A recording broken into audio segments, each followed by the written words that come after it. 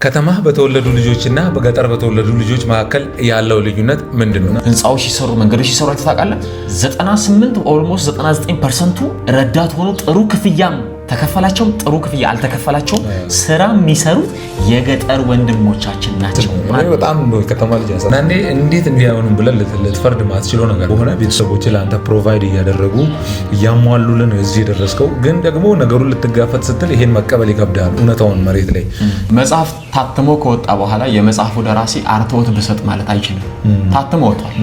ህይወት መቼም ቀጥ እንዲብላ እና ብላ የምትፈልገውን ነገር ሁሉ እየሰጠች አኖራህ አታውቅም። አንተ የምትሰራው ስራ ማህበረሰቡን አይጉዳ፣ ፈጣሪን አያሳዝን። ምንም ስራ እቺ ምድር ለአንተ በነፃ የምትሰጥ ነገር ምንም የለም። አሁን በዚህ በጣም ሁሉ ጊዜ ሊታወቅ የሚገባው ደግሞ ምንድነው ለውጥክ ያለው ከችግርህ በስተጀርባ ነው። ከተማ በተወለዱ ልጆችና በገጠር በተወለዱ ልጆች መካከል ያለው ልዩነት ምንድነው? አብዛኛው ከተማ የተወለደ ሰው ምቹ በሚባል ሁኔታ ውስጥ ነው የሚያድገው፣ የሚማረው፣ የሚመረቀው፣ የሚኖረው። ግን ምቹ ባልሆነ ሁኔታ ውስጥ ተወልደው አድገው በጣም በብዙ ችግር ውስጥ ያለፉ ሰዎች ደግሞ ራሳቸውን ለውጠው አሁን ስኬታማ የሚባል ኑሮ እየኖሩ ይገኛሉ። በአብዛኛው ካየን ገጠር የተወለዱ ልጆች ናቸው አሁን ላይ ስኬታማ ተብለው እየኖሩ ያሉት። ይሄን ልዩነት ያመጣው ምንድን ነው? በምቾት ማደግ ወይስ በችግር ውስጥ ማደግ? በህይወታችን ለውጥ እንድናመጣ የሚያደርገን በማማከር አገልግሎት የብዙ ዓመት ልምድ ካለው ሲሳይ ዮሐንስ ጋር እንደተለመደው ዛሬም ውይይታችንን እንቀጥላለን። እስከ መጨረሻው ድረስ ተከታተሉን። ለዚህ ጥያቄያችሁ መልስ ታገኛላችሁ። ለምን አልተለወጥኩም? ከተማ ተወልጄ በምቾት ውስጥ አድጌ ተምሬ ለምን ህይወቴ ላይፍ ያልተለወጠም ብላችሁ ካሰባችሁ በዚህ ፖድካስት መፍትሄ ታገኛላችሁ ማለት ነው። እስከ መጨረሻው ድረስ ተከታተሉን። ሲስ እንዴት ነህ? ቆይታ አሪፍ ነው? አሪፍ ነው። ደህና ነው። አንተ ጋር? እግዚአብሔር ይመስገን። ዛሬ አንድ ወደ ልቤ የመጣ ጥሩ ሀሳብ ነበርና እሱን እንድንወያይ ነው የፈለኩት። ብዙ ከተማ ውስጥ የተወለዱ ልጆች አሉ፣ ገጠር የተወለዱ ልጆች አሉ። ግን በአመዛኙ ስናያቸው ስኬታማ የሚባሉት ምቹ በማይሆን ሁኔታ ውስጥ የተወለዱ ልጆች ናቸው። ከተማ መወለድ ራሱ የራሱ ስትራግል ሊኖር ይችላል። ግን ያው ከገጠር በአመዛኙ ካነጻጸርከው ምቹ የሚባል ሁኔታ ነው። ለምሳሌ አንተ አትሰራም፣ ቤተሰቦችን የሚሰሩልህ። አንተ የምትበለውን ልታስብ አትችልም፣ ቤተሰቦች ያዘጋጁልሃል። ትማራለህ። ኦልሞስት እስከተመረክበት ሰዓት ድረስ ብዙም አንተን የሚያስጨንቅ ነገር አይኖርም። ገጠር ደግሞ በአመዛኙ ካየኸው ገና ተወልደህ መራመድ ከጀመርክ እናንተን ካልክ በኋላ ስራ ትጀምራለህ። ግድ ነው ለመኖር። በጣም ይገርመኛል። እና በቃ ኦልሬዲ ተወልደህ መራመድ ከጀመርክ በኋላ ስራ ያስጀምረዋል። ያን ታይም ብዙ ሀስል ለሚያሳልፉት ቁርስ በልተው ራት ሊበሉ ይችላሉ። እሱንም ደህና ምግብ አይደለም የሚበሉት። በጣም ብዙ ስቃይ ነው አሳልፈው የሚያወጡት። ግን በአመዛኙ እነዛ ሰዎች ከተማ የሚባል ቦታ በእድሜያቸው በሆነ አጋጣሚ ይመጡና ስኬታማ ይሆናሉ። ከተማ ያለ ልጅ ግን ህይወቱ ላይለወጥ ይችላል። ያኔ ከቤተሰቡ ጋር ሲኖር የነበረውን አይነት ላይፍ፣ አንዳንድም ደግሞ ከዛም ያነሰ ላይፍ ይኖራል። እና ምንድን ነው የዚህ ችግር ብለህ ታስባለህ? ኦኬ፣ አመሰግናለሁ። እንግዲህ እንደውም በመጀመሪያ ከሁለቱ ዲፍረንስ ይሄ ማለትም ምንድነው በገጠር መሀልና በከተማ በተወለደ ሰው መሀልና ገጠር በተወለደ ሰው መሀል ያለው ልዩነት ምንድነው ብለህ ታስባለህ? መጀመሪያ ያው ገጠር አካባቢ ላይ ማለት ኢንፍራስትራክቸር ብዙ የለም። ወደ ከተማ ደግሞ የተሟላ ኢንፍራስትራክቸር አለ። የምትፈልገውን ነገር በቅርበት ታገኛለህ። ገጠር ላይ ቻሌንጅ ነው። ምሳሌ ቀላሉ ነገር እኛ ጋር በጣም ቀሎብን 10 ጊዜ የምናበራው የምናጠፋው መብራት እነሱ ጋር እንደፈለጉ የለም። ቀላል ነገር የስልክ ኔትወርክ ይቸገራሉ። በጣም ማለት እኛ ጋር ወሳኝ ተብለው የቀለሉብን ነገር እዛ ስትሄድ በጣም ውድ የሚሆኑ ነገሮች አሉ። ምሳሌ ወጥተህ የሆነ ቦታ ላይ ልቀመጥ ብትል ከተማ ላይ የምትፈልግባቸው ካፍቴሪያዎች አሉ። እዛ ግን የለም። እዛ በጣም ከወጣ ከእናትህ ቤት ትወጣለህ። በጣም ለመዝናናት ስትወጣ እርሻ ነው የምትሄደው አይደለ? ስለዚህ እነዛ ነገሮች ጋፕ አሉ። በገጠር መካከል የኢንፍራስትራክቸር አለመኖር አለ፣ በከተማ መካከል ደግሞ የተሟላ ኢንፍራስትራክቸር አለ። ከዛም ባሻገር እንደው እኮ የሚበሉትን ላያገኙ ይችላሉ፣ የሚለብሱትን ላያገኙ ይችላሉ። ይሄ ሁሉ ከተማ አለ ብቻ እያልን ሳይሆን ስናነጻጽር በተሻለ ሬት ከተማ ውስጥ ያለ ሰው እኚህን ነገሮች ያገኛቸዋል። ከተማ ውስጥም ሆኖ የሚቸገር ይኖራል። ግን ሬት ከገጠሩ ጋር ካነጻጸረን የከተማው ይሻላል። እሱ ግልጽ ነው። እና ሞር እንደዛ ነው። እና ብቻ አስቸጋሪ ነው እንደዛ አይነት ሁኔታ። እሺ፣ እና ታዲያ ሞር ለስኬት ወይም ደግሞ የምትፈልገውን ነገር ለማግኘት ቅርቡ የከተማ ልጅ ነው። ታዲያ ለምን የገጠር ልጅ አሁን እየተሳካለት መጣ? እስቲ ያው ከተማ አካባቢ መወለድ ጥሩ ነው በነገራችን ላይ። ለምን እንደዛ ትላለህ ካልክ የምትፈልገው ነገር በቅርበት ታገኛለህ። ምሳሌ ልማር ብትል ልክ ሰዓቱን ጠብቀ መግባት የምትችልበት አካባቢ በአይነት ትምህርት ቤት መማር ትችላለህ፣ የትም ጉዞ ሳትሄድ። ገጠር በትንሹ 1 ሰዓት ትጓዛለህ ትምህርት ቤት ለመማር።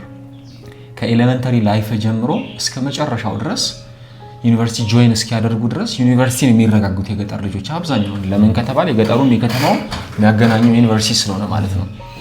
ሃይ ስኩልም ሲማሩ ፕሪፕም ሲማሩ በትንሹ የ1 ሰዓት መንገድ ተጉዘው ነው የሚማሩት። which means ነገ ስለሚኖራቸው ስኬት ዛሬ ህይወታቸውን እየጻፉ ነው የሚሄዱት ማለት ነው። እኛ ደግሞ የምንፈልገው ነገር እጃችን ላይ ስላለ ብዙ የነቃን ይመስለናል፣ ግን ይቀረናል። በነገራችን ላይ ከተማ ልጆች መንቃት ማለት የኔ ሐሳብ ነው። እንግዲህ ሐሳቤን በግልጽ ለመናገር ፋሽን መከተል መንቃት ማለት አይደለም። አዳዲስ ቴክኖሎጂዎችን ዋው ብሎ በእጅ መያዝ መንቃት አይደለም። በነገራችን ላይ መንቃት ማለት በልጦ መገኘት ነው ለኔ። ብዙ ማለት የሀብት ማማ ላይ የተቀመጡ የምንነቃቸው እዚህ ግቡ ማንላቸው የገጠር ተወላጅ ልጆች ናቸው። እኛ ቼክ ማድረግ ስለማንፈልግ እንጂ እኮ እኛን እዚህ ያደረሱን እኮ እናትና አባቶቻችን የገጠር ልጆች ናቸው መነሻቸው። እነሱ እንኳን ባይሆኑ አያቶቻችን የገጠር ልጆች ናቸው። ሶ የከተማ ልጅ ሙሉ የተሟላ ነገር ስላለ እጁ ላይ በተሟላው ነገር ይሸወዳል። ነገ አብሮት የሚቆይ ይመስለዋል። ምሳሌ ስለሚበላ ነገር አታስብም። ገጠር ለመብላት መቆፈር አለብህ፣ ማረስ አለብህ። ልክ ድክ ማለት ስትጀምር ወተት እንኳን የሚታለብበት ቦታ ሄደ እቃ ይዘህ መቆም አለብህ፣ ለመጠጣት ማለት ነው። ገና ድክ ከማለት ነው። የከተማ ልጅ ግን ስትሆን ከሱፐር ማርኬት ወተት ይመጣልሃል፣ በተኛህበት እየተዘፈነልህ እየተዘመረልህ ትጠጣለህ። ገጠር ላይ እንደሱ የሚባል ነገር የለም። ትሰራለህ፣ ትበላለህ፣ በቃ አለቀ። ይሄ የህይወት ፍልስፍናቸውን በጣም አደንቃለሁ። እሱ ሐሳብ ወደ ከተማው መምጣት ቢችል ለመለወጥ ሩቅ አንደም ብዬ አስባለሁ። አሁን እንደውም ወደ ሐሳቤ ቀስ ብላ እየመጣህልኝ ነውና እኔ አሁን በድሎትና በሐስል መሃል ያለው ልዩነት ምንድነው የሚለውን በደንብ እንደው ማውራት ከቻልን ብዙ ጊዜ ሰው የሚፈልገው ምቾት ነው፣ የሚለውጠው ግን ይሄኛው ነው፣ ሐስል ነው። ለምን መሰለህ?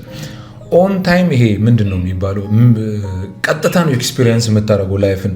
ህይወት መቼም ለሰው ልጅ ስሙዝ ሆነ አታውቅም። ህይወት መቼም ቀጥ እንዲህ ብላ እና ብላ የምትፈልገውን ነገር ሁሌ እየሰጠች አኖረህ አታውቅም። ህይወት ሁሌም በዳገት በከፍታ በዝቅታ የተሞላች ናት።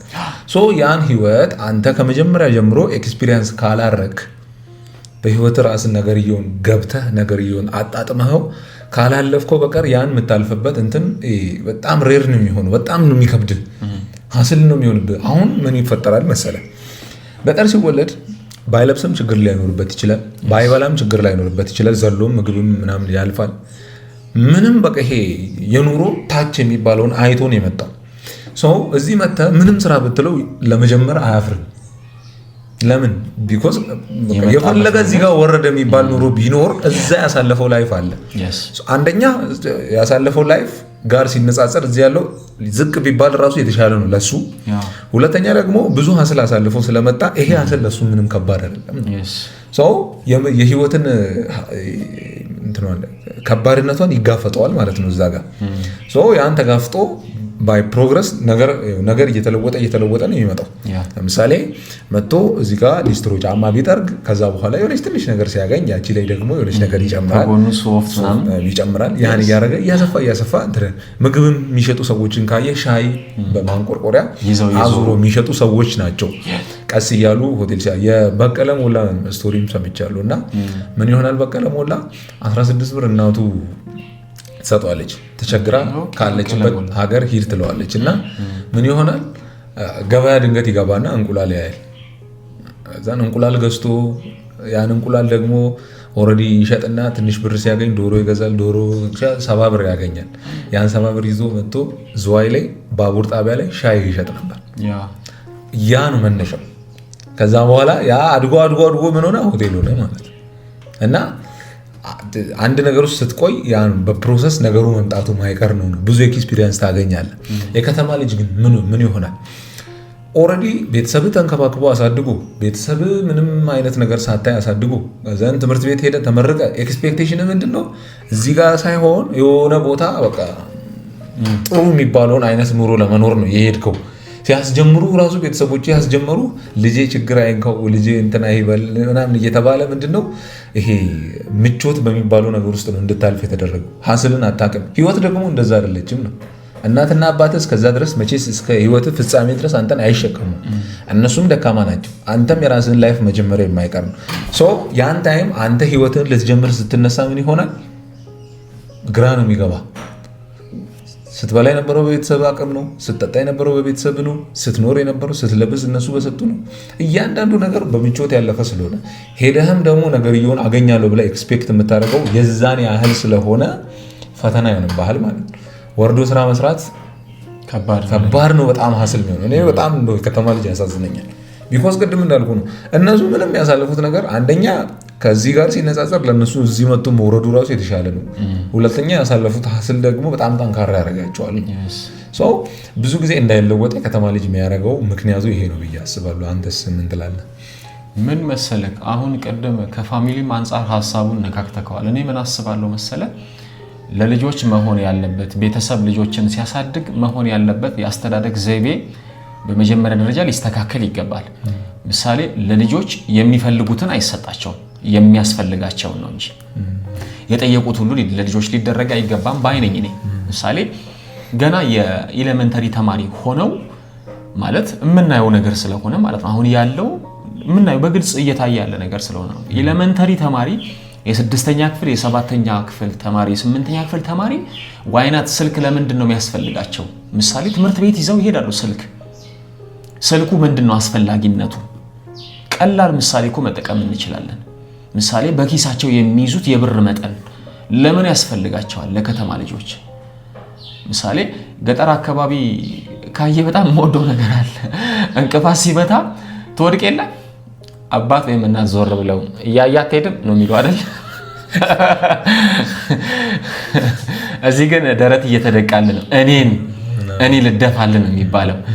ማለት ጨካኝነትም አይደለም ርህራሄም አይደለም። በነገራችን ላይ አትሊስት ልጆች የምታሳድግበት መንገዱ ራሱ ሊስተካከል ይገባል። ከትንሽዬ እኮ ይጀምራል። ልጆች ራሳቸውን እንዴት ማኔጅ ማድረግ እንዳለባቸው እንዴት ለመለወጥ ሂደት ውስጥ መግባት እንዳለባቸው ቤተሰብ እሱን ሊቀርጽብን ይገባል ባይ ነኝ በመጀመሪያ ደረጃ። ከዛ በኋላ ደግሞ የኛ ኃላፊነት አለ። ከቤተሰብ ከወጣን በኋላ ምሳሌ ግራጁዌት ካደረገን በኋላ እድሜያችን 18 ዓመት ከሞላ በኋላ ኃላፊነት አለብን። በነገራችን ላይ ሜቢ የቤተሰብ አቅም በጣም አናሳ ከሆነ ከተማም ላይ ኖሮ ይታወቃል። ያው መቼም ያው ተመሳሳይ ኢኮኖሚ ሌቭል ላይ ነው አብዛኛዎቻችን። 18 ዓመት ከሞላ ኃላፊነት ሊሰማህ ይገባል። ምን ማለት ነው? የሚመጡ ቻሌንጆችን እንዴት ነው ማለፍ የምችለው ሚል የመጀመሪያ ፐርሰናል ራስህን ከማስተዳደር አንጻር ኃላፊነት ሊሰማህ ይገባል። ግን አሁን ሲስ ምን ይሆናል መሰለህ? ቅድም ያነሳው ነው እንትን ነው። ለምሳሌ ሲያድግ ያደገበት ለምሳሌ አንድ የ25 ዓመት ወጣት ሲያድግ ያደገበት መንገድ አለ። ያ መንገድ አምሮን በአንዴ ሽፍት አታደርገው። በጣም ከባድ ነው። እኔ አሁን አንዳንዴ እንዴት እንዲያውንም ብለን ልትፈርድ ማትችለው ነገር ነው።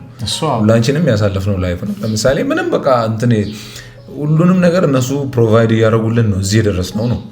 እዚህ ደርሰ አንተ ኤክስፔክቴሽን አሁንም የሆነ ምቹ ነገር ነው የምትጠብቀው እንጂ አእምሮህም ካለ አንተ የሚያስበው የተመቻቸ ነገር ኮምፈርት ዞን ነው እንጂ እንዲህ ሀስሉ ሰድ ይሄን ቢኮዝ አልተማርክማ፣ አላወክማ፣ አላስተማሩህማ።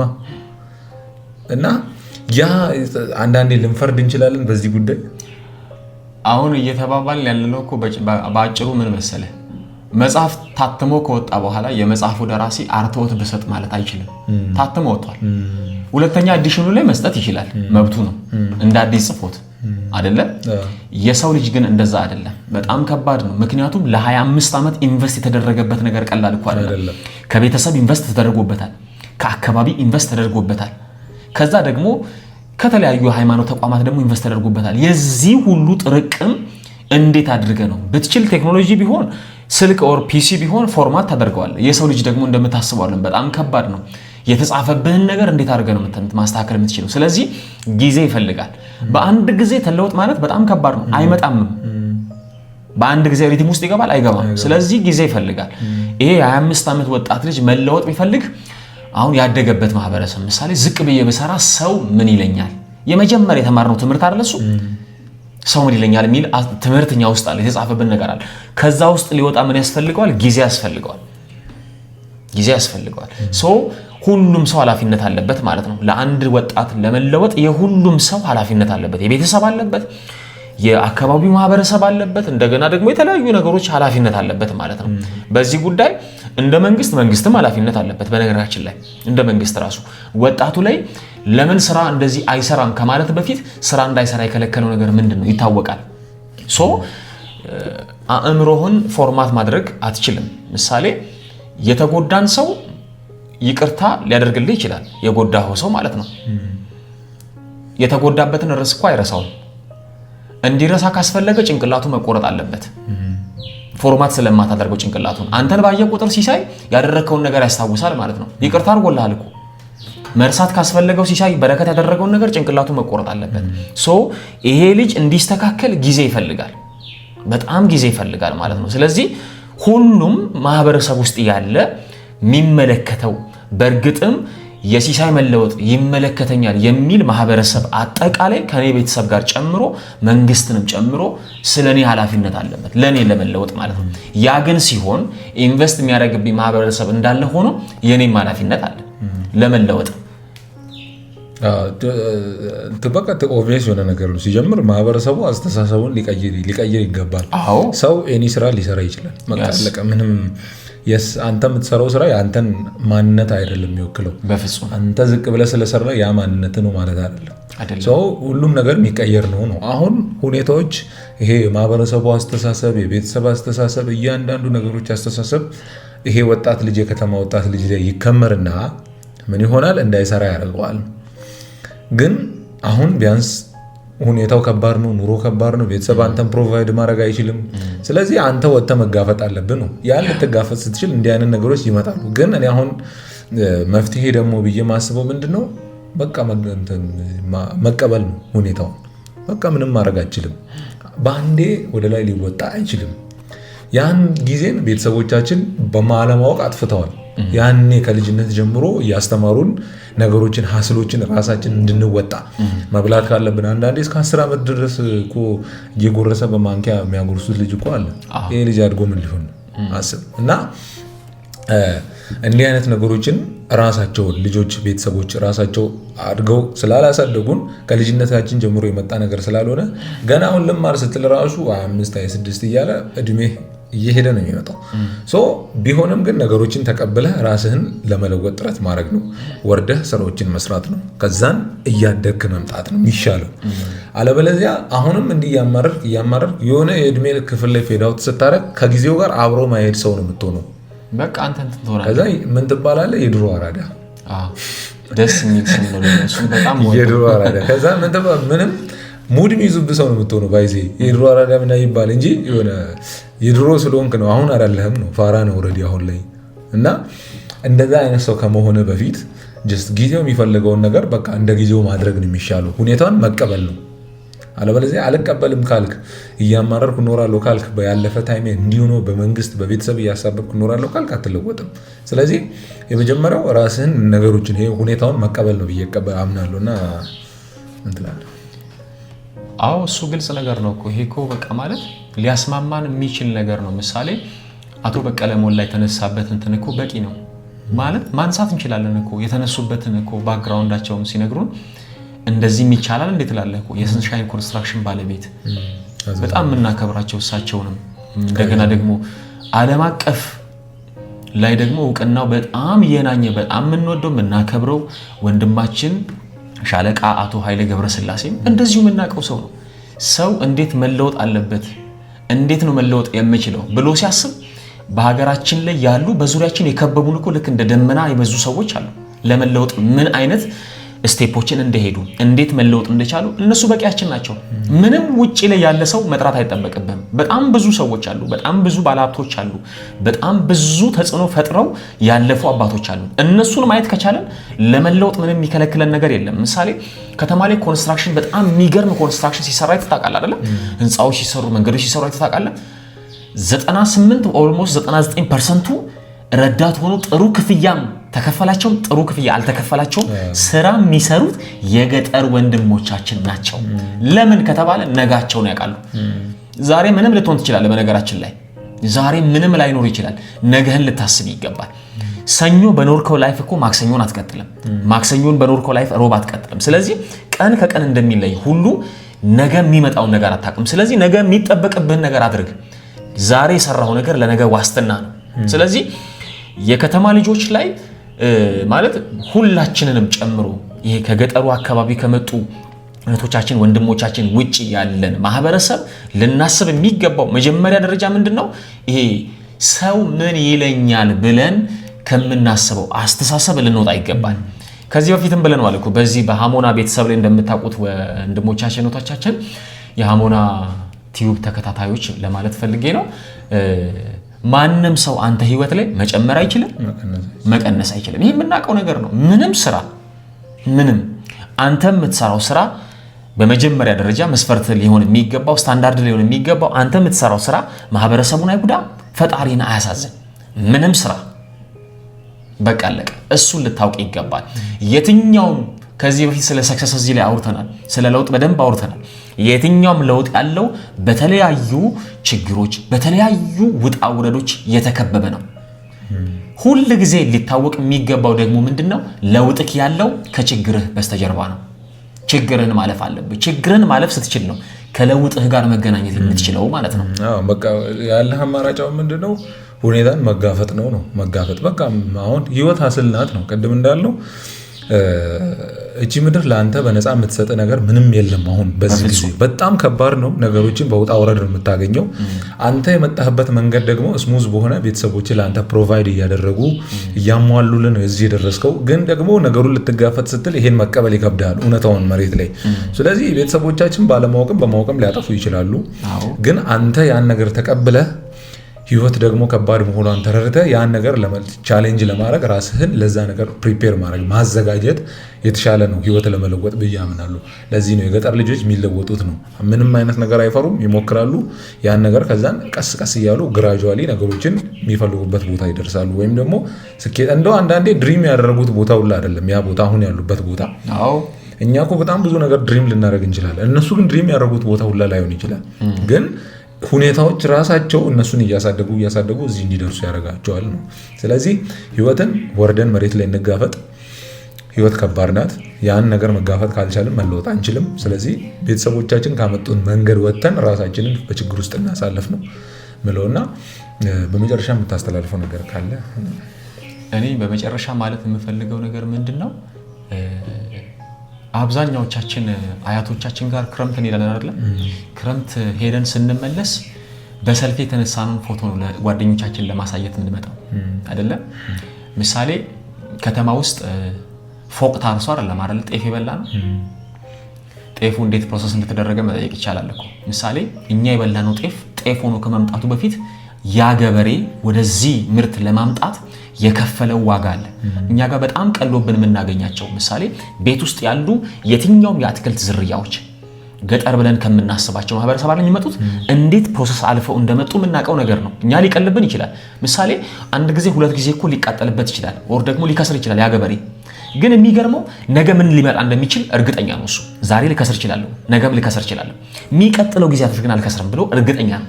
ስለዚህ የትኛውም ሰክሰስ ምን ይፈልጋል? መሞከር ይፈልጋል። ዓለም ላይ ከእግዚአብሔር በታች የማይሳሳተው ምንድነው ካልከኝ፣ የሞተ ሰውና የማይሞክር ሰው አይሳሳትም። አይሞክሩማ። ሰክሰስ ላይ መድረስ የምትፈልግ ከሆነ ሞክር፣ ተደጋጋሚ ሞክር፣ ውደቅ።